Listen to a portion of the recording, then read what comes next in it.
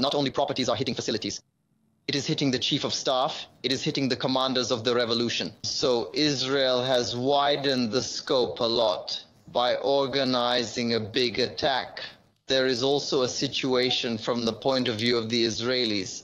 We can say that there was almost a consensus in Israel. There was already a consensus before these attacks that we have to attack Iran. There was an alliance with the opposition, with the public opinion. It was not only Netanyahu who wanted it, there was a general thing.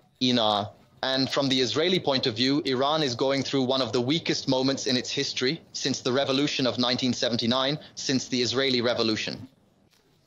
The Israelis think that the sanctions imposed by the United States, by the international community, have broken the back of its economy to a great extent, and that it is in a very difficult situation. At the same time, the allies in the region, first and foremost, the most important ally is the Hezbollah movement organization in Lebanon. It has been greatly weakened by Israel. It has been pushed back. It has been pushed out of the picture.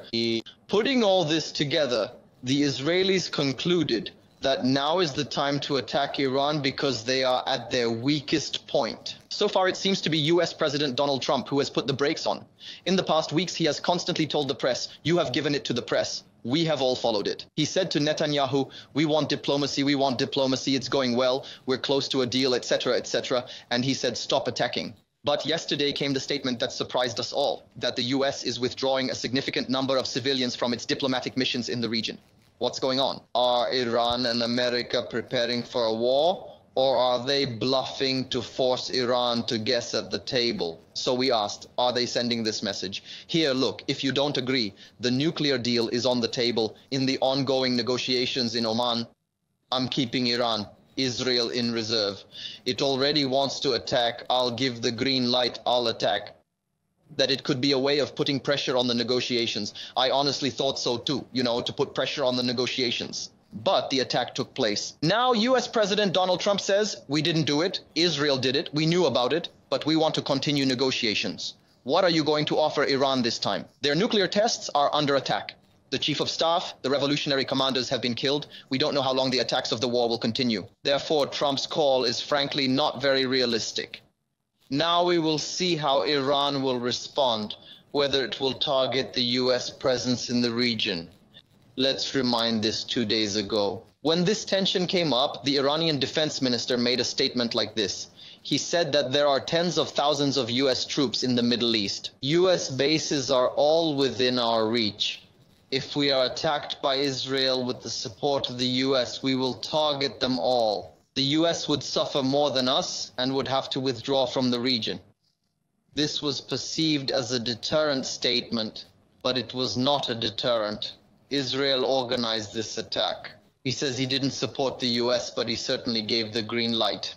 In other words, he says he was informed. It didn't or couldn't stop Israel. In this situation, it is meaningless to talk about nuclear negotiations anymore.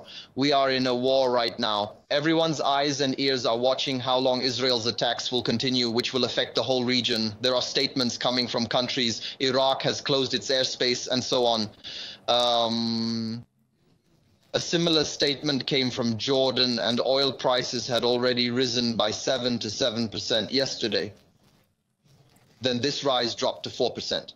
Today I just looked at it, and the first reaction is that it has risen by 10%. It has fundamentally shaken both the energy market and the whole equation in the region. Let's also remind this. Saudi Arabia, the Gulf, and most of them did not want this attack at all, for different reasons. In 2018, they were actually in favor of attacking Iran together with Israel, and they did not want a deal. The nuclear deal is between the US and Iran, but their current position is completely against it. They even made the US tunes to each other. Don't do what Israel says, don't attack Iran, get a deal. But none of this seems to have been effective, and Israel somehow convinced the US and attacked Iran. In their own public statements, they will continue to do so. There is a statement by Netanyahu after his first statement. If you want, I will read it and let you have the floor. It is a statement aimed at the domestic public opinion, that is the Israeli domestic public opinion, and it says to be ready for a protracted war. The exact wording that Netanyahu is using, you know that there is no free war. Therefore, I ask you once again to strictly follow the instructions of the Home Front Command. And you may have to serve much longer in the protection zones than we have been used to. The Home Front Command is the civilian command inside Israel that gives instructions in these war situations. They made a statement beforehand. We said, don't leave your homes unless absolutely necessary. Don't go to gatherings, stay close to shelters, etc.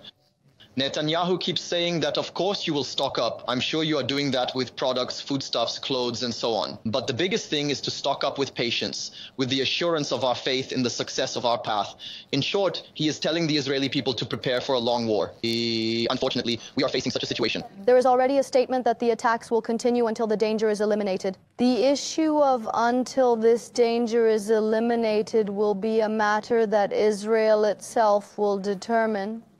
And on the other hand, there was also the statement that at the end of the operation, there will be no nuclear threat. On the Israeli side, as you've already pointed out, it's a long-running, I think it's going to be a semester.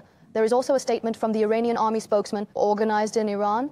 It says 200 fighter jets were used in the attacks on Israel and over 100 targets were hit. There is